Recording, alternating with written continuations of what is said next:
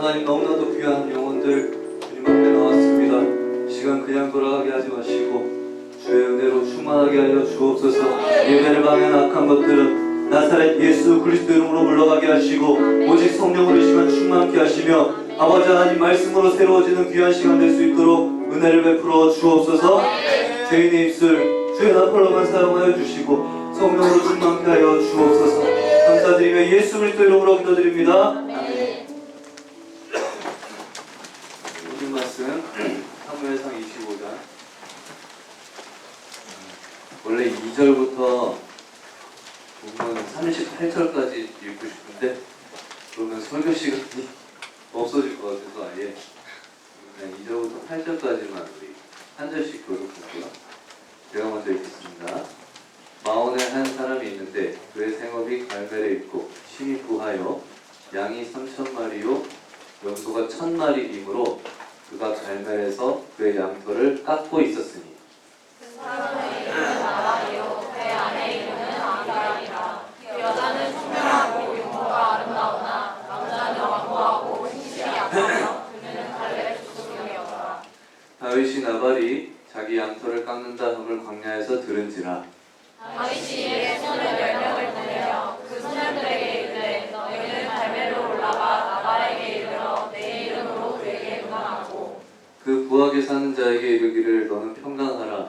내 집도 평강하라. 내 소유 모든 것도 평강하라.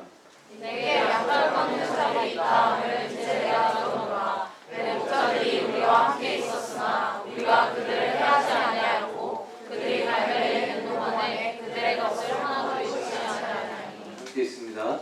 내 소년들에게 물으면 그들이 내게 말하리라. 그런즉 내 소년들이 내게 은혜를 얻게 하라. 우리가 좋은 날에 왔은즉 내 손에 있는 대로 내 종들과 내 아들 다윗에게 주기를 원하노라 하라. 아멘. 한번 옆에 사람 인사하겠습니다. 잘 왔습니다. 사랑합니다. 네. 반가워요 여러분. 오늘 보면 우리 나오는 사건 나발, 익숙한 단어죠? 나발이라는 사람이 나오고 아비가일이라는 사람이 나오는 이 사건은 여러분 뭐 생소할 수도 있겠지만 단순한 한 사건이 아니고 다윗 알죠? 겁나 유명한 사람 다윗의 생애 가운데 아주 중요한 사건입니다. 이 사건 전 다윗과 이 사건 후 다윗이 완전히 다릅니다. 아주 중요한 사건. 그리고 오늘 이 말씀은 지난주의 말씀과 좀 연결을 시켜서 우리가 이해를 해야 합니다. 지난주에 우리가 사무엘상 21장에서 다윗은 사울을 피해서 망명을 떠나는 도망자 생활을 출발하는 그 순간이 21장이었는데 그가 높이라고 하는 곳에 가서 제사장 아히멜렉을 만났습니다. 그리고 아히멜렉에게 떡과 칼을 받는 이 일이 있었죠. 이것이 하나님 앞에서 아주 중요한 확증을 받아내는 아주 중요한 사건이었다. 그렇게 나눴어요. 그 확증은 다윗이 떠나는 이 길이 단순히 사울을 피해가지고 도망하는 목숨을 부지하기 위한 혹은 권력 투쟁을 위한 그런 거 아니고 하나님께서 뭐예요? 도장을 그냥 찍어주시기를 이거는 거룩한 전쟁이고 구약 성경 사상 가운데 가장 중요한 것 중에 하나 여호와의 전쟁이라고 하는 사상입니다.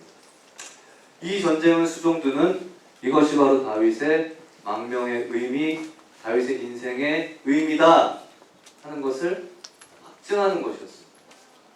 그렇기 때문에 이 노베스의 확증은 다윗의 인생이 180도로 완전히 달라지는 그런 의미가 있었습니다. 그 모든 것이 하나님 앞에 위대한 의미를 가지는 그런 의미였습니다. 예수님은 안식일에 밀 이삭 먹는 것을 금지하는 이 공격, 바리새인들의 공격 앞에서 바로 오늘 이 중요한 21장에 있었던 이 사건을 인용을 하면서 예수의 제자들의 인생이 도대체 어떤 인생인지를 규정해주고 있습니다. 그것은 바로 하나님 나라의 전쟁, 여호와의 전쟁을 수종드는 자로서 그 정체성을 규명하고 있고 그런 의미에서 안식일날 이삭을 잘라 먹는 것이 다윗이 거룩한 떡을 먹는 거하고 아무 차이가 없다. 요거를 이제 규정을 하셨습니다. 자, 여러분, 야, 에어컨 좀 켜주면 안 되냐? 좀 돌아버린다. 근데 좀 잠깐 한 3, 40분 추울 수 있잖아. 여러분 좀 추우시고 나는 안 덥고 좀 춥게 좀 해주세요. 30분만 참읍시다. 어쨌든 기억하시기를 바래요. 저번 주 말씀을 기억을 해야 되거든요. 자, 오늘 우리들의 인생에 이게 어떤 의미가 있느냐 이걸 규정해주는 아주 중요한 의미라고 했어요. 예수의 제자가 되고 난 예수의 백성이 되고 난 후에 우리 인생의 모든 것들, 작은 고생들이 전부 다 새로운 의미들을 가지게 돼 있습니다. 그래서 다윗은 망명 생활을 이렇게 출발을 합니다.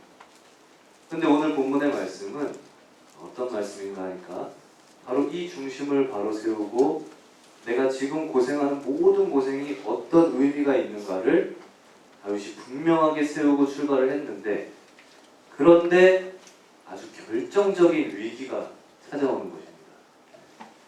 여호와의 전쟁을 하는 다윗의 인생이 한순간에 근본적인 의미, 이 뿌리에서부터 와르르 그냥 무너지려고 하는 그 위기가 찾아오는 겁니다. 이것이 바로 오늘 본문의 말씀입니다. 다윗의 생애와 그 목적과 의미를 한순간에 그냥 망각해버리고 다 그냥 무너질 뻔했던 사건. 그렇지만 다시 한번 회복하고 일어나서 오히려 이전보다 훨씬 더 강한 다윗으로 일어나는 그런 모습을 우리에게 보여주고 있습니다. 자, 이제 오늘 우리가 길을 잃지를 않기 위해서 두 가지를 기억하면 좋겠습니다. 들을 게 있는 자는 이제 들으세요. 첫째는 다윗은 왜 결정적으로 무너질 뻔했는가? 네? 들었어? 무엇이 다윗으로 하여금 자신의 인생과 목적과 그 의미를 다 망각하고 여호와의 전쟁을 망칠 뻔했는가? 도대체 무엇이 다윗을 이렇게 위기에 빠뜨렸던가? 네? 보고 이게 바로 첫 번째입니다. 두 번째는 그렇다면 다윗을 다시 제자리로 돌려세우고 제자리로 회복시킨 정도가 아니라 이전보다 훨씬 강한 다윗으로 잡아일으킨 건 도대체 무엇이었는가? 이게 두 번째입니다. 됐죠? 두 가지 살피려고 합니다. 오늘 이 두 가지는 우리 인생의 직접적인 여러분 계시의 말씀입니다. 왜냐하면 우리 역시 예수님의 말씀 그대로 우리도 마찬가지. 우리도 여호와의 전쟁을 수종드는 것이 지금 우리 인생의 근본적인 하나님의 관점이고 우리의 의미라 그렇게 했습니다. 그렇다면 여러분 우리는 이 인생을 망칠 뻔한 그 위기를 우리는 경험한 적도 있고 앞으로도 경험을 하게 될 거예요. 여러분 살아가시면서. 그리고 우리는 다시 일어나야 될 것인데 무엇이 우리를 다시 세울 것이냐? 이 직접적인 계시의 말씀을 오늘 주고 있습니다. 첫 번째, 여호와의 전쟁을 망칠 뻔한 것이 도대체 무엇이었느냐? 자, 여러분 이걸 생각하기 위해서 오늘 본문의 배경을 조금 생각해보면 잘 들어야 돼요. 사무엘상 21장에서 다윗이 도망자 생활을 시작을 했는데 그로부터 약간 5년 정도의 세월이 흘렀습니다. 여러분 이 5년이 지난 세월 동안 다윗은 어떻게 변해가고 있었을까? 21장 이후에 22장, 23장, 24장 이렇게 보면 다윗이 어떻게 변해가고 있는지를 우리가 알 수 있죠. 한마디로 하나님 앞에서 참으로 아름다운 사람으로 그렇게 변하고 성숙하고 있었습니다. 다윗이 더더욱 하나님 앞으로 가까이 가는 사람, 그런 식으로 더 하나님과 친밀한 사람, 이전보다 더 치열하게 하나님의 뜻을 묻고 하나님 곁을 떠나지 않는 사람, 기도의 사람 이렇게 빚어지고 있었습니다. 뿐만 아니라 지금 도망치는 자기 코도 석자인데 위험에 처한 하나님의 백성들을 오히려 돕는 그런 정의의 사역들을 하고 있는 것을 볼 수가 있습니다. 뿐만 아니라 다윗과 함께 했던 다윗의 부하들, 이 사람들은 원래 원통한 사람들이었고 불량한 사람들이었는데 이 사람들이 다윗이라고 하는 한 사람을 통해 가지고 변해가고 있고요. 그들이 여호와의 군대로 탈바꿈하고 있고 그들이 아름답게 빚어지고 있습니다. 너무 아름다운 스토리 아닙니까? 다윗이 얼마나 아름답게 변해가고 있는지 우리가 확인이 됐다는 거예요. 심지어 25장 바로 앞에 보면 다윗의 원수 사울조차도 다윗 앞에서 감동을 받아가지고 사울로 하여금 큰 소리로 울게 만들고 있습니다. 그럼 원수가 그 앞에서 울게 만든다고 하는 것은 보통 일이 아닐 것입니다. 자, 바로 이와 같이 놉에서부터 출발한 이 여호와의 전쟁이 5년이 지난 동안 이 다윗이 어떻게 해요? 참으로 아름답게 빚어지고 변하고 있어요. 그런데 바로 그 다윗이 오늘 본문 25장에 여지없이 그냥 무너질 뻔한, 무너진 것은 아니지만 여지없이 와르르 무너질 뻔한 그 일이 오늘 일어나고야 말았습니다. 왜? 다말이라는 사람 때문입니다.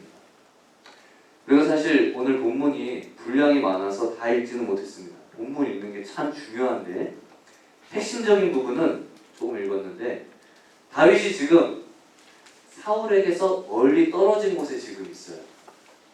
이곳에 나발이라고 하는 사람의 목장이 있는데 들었어? 목장. 이 나발이라는 사람의 목장은 국경지역, 그러니까 블레셋과 그 국경지역에 있었기 때문에 사울왕의 통치는 약하고 상대적으로 블레셋의 공격에는 노출이 많이 돼. 그럼 위험한 땅이었습니다. 이곳에서 다윗의 군대가 주둔을 하면서 이 나발과 그 백성들을 지켜줬어요. 이해돼요? 네. 그러니까 일종의 평화 유지군. 그러면서도 다윗은 한 번도 나발에게 뭔가를 요구하거나 강제로 빼앗은 적이 없습니다. 단 한 차례도. 네. 그러다가 오늘 본문에 있는 대로 좋은 날. 이 좋은 날이 뭐냐면 양털을 깎는 날입니다. 양털을 깎는 때가 돌아왔는데 이거는 농사로 말하면은 일종의 추수하는 시간입니다. 이때는 크게 잔치를 베풀고 그동안 양떼 치는 동안 도움을 준 많은 사람들을 불러 모아가지고 대접을 하면서 사람들에게 인사를 하는 그런 풍습이 있습니다. 이 마땅한 풍습이었어요. 당연히 해야 되는데 오늘 본문에 다윗도 바로 이걸 잘 알기 때문에 요거를 다 아니까 4절에 보면은 다윗이 이 나발이 자기 양털을 깎는다 함을 광야에서 들은지라 드디어 잔치가 열리는 때가 됐다는 소리를 듣고 다윗이 정중하게 그 축제 중에 양식을 좀 나눠달라고 부탁을 한 겁니다. 그러니까 다윗의 부하들에게. 이해한 사람 반 된 것 같으니까. 자, 이와 같이 축제 기간을 기다려서 저런 양식을 나눠달라. 그렇게 부탁한 건요, 여러분 다윗에게 몇 가지 의도가 있었습니다. 첫째는 함부로 다른 사람들의 것을 빼앗을 수 없다 하는 것을 이제 여태까지 가르치고 나서 그리고 나서 이제는 부하들의 체면도 좀 세워줄 필요가 있습니다. 보람을 좀 찾게 해줘야 되겠죠. 또 선한 행위를 하고 하나님 뜻대로 이렇게 살면 하나님께서 반드시 합당한 이런 열매를 주실 때가 있다는 그런 이 교육의 차원도 있어요. 그러니까 다윗의 부하들 원래 불량한 사람들, 원통한 사람들이었는데 다윗과 함께 있는 동안 이 좋은 일을 하는 가운데 보람을 아직 제대로 보지를 못했습니다. 이것 때문에 다윗이 오늘 이 일을 통해서 이 부하들을 교육하는 중요한 의미도 있었던 거예요. 그런데 여러분 나발은 오늘 이 다윗의 요청을 이런 지하에 거절을 합니다. 문제는 여기서 터졌죠. 이 나발이라고 하는 사람은 구약 성경에 나오는 사람 중에 대표적으로 미련한 사람입니다. 이 사람은 대목축업자 그리고 유력한 지주였지만 아주 사람이 이 질이 좀 낮은 사람이었는지 뭘 보면 알 수 있냐면 나발의 종들이 나발을 평가를 하고 심지어 나발의 아내 이 아비가일이 평가하는 그 이야기를 보면 우리가 알 수가 있습니다. 오늘 본문 17절을 보면은 종들이 나발을 평가하기를 우리 주인은 불량한 사람이라 그래 말해요. 25절 한번 띄워줘 볼래요? 25절 보면 심지어 부인인 아비가일이 뭐라고 말하는가 하면 불량한 사람, 미련한 사람 이렇게 되어 있습니다. 여러분 여기 불량하다, 하는 말이 이게 여러분 직역을 하면 벨리알의 아들 그런 뜻입니다. 사무엘상 2장에 나오는 벨리알의 아들 무슨 말인가 하니까 우상 숭배하는 사람. 이 우상 숭배하는 사람은 무슨 뜻인가 하면 하나님이 있는지 없는지 뭐 신경도 안 쓰는 사람 그런 말입니다. 이해돼요? 그러니까 하나님 없이 제 마음대로 하나님도 사람도 눈에 다 안 보이고 그야말로 뭐예요? 천상천하 유아독존 그런 사람이에요. 혼자서 지멋대로 사는 사람 이게 바로 나발이었습니다. 그럼 바로 이 나발이 하나님의 은혜를 다윗의 이 은혜를 무시하고 오늘 이 잔칫날 이 좋은 날에 뭐예요? 다윗의 이 정중한 요청을 이런지하에 거절을 나발이 다윗을 여러분 다윗이라고도 부르지 않습니다. 이새의 아들 이렇게 부릅니다. 이 이새의 아들이라는 게 멸시하는 말인데 사울이 다윗을 부를 때도 이새의 아들 이렇게 불렀죠. 자 여러분 바로 이때 다윗이 오늘 본문 13절을 보니까 뭐라고 되어 있는가 하면 13절 한번 보여줘요. 칼을 차라. 여기서부터 중요해. 스펙타클해져. 400명을 이끌고 나갑니다. 나발과 나발에게 속한 남자들을 다 죽이겠다. 나발에 속한 사람 다 전부 다 죽여야겠다. 그럼 오늘 본문 22절에 그 말이 나옵니다. 22절. 한 사람도 남기지 않고 전부 다 죽이겠다. 이런 말이에요. 충격적이지 않나요? 자, 여러분, 우리가 이제 한번 생각을 해보시면 우리는 다윗의 이 행동을 보면서 어떤 생각을 할 수 있을까요? 여러분, 이 행동 보면서 무슨 생각이 드십니까? 그치, 다윗도 열받을만 하지. 응? 그런 생각 첫 번째로 우리가 들어요. 네. 다윗도 우리가 속된 말로 뚜껑이 열리만 하지. 네. 맞습니다. 다윗이